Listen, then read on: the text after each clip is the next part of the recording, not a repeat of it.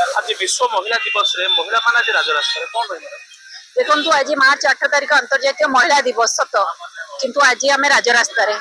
आज आम महिला दिवस पालन कौन कर आज प्रतिवाद करने अति दुखर सह कह पड़ुची अति लज्जा लगुच मथा लज्जा नई जाऊँगी कहीं कहे कथा कह सरकार 9 मासर सरकार शिशु सरकार शैशव सरकार कहीकि कहूँ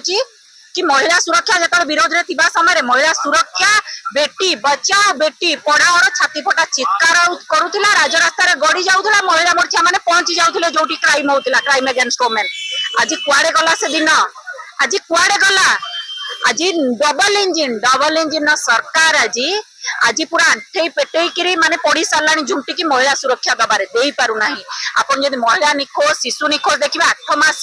9 मास आपन देखिए पाखापाखि 12,000 केस आपन जब गण दुष्कर्म देखिए 54 केस आपन चिंता करंतु महिला स्थिति कौन आज सुभद्रा देले सुरक्षा देले नहीं तेणु आम आज कहूँ आमको जो चित्कार करूल विरोध में थिबा समय अन्य को आंगुठी देखा कि महिला सुरक्षा हेउना आज सरकार आसी उत्तरदायी तमें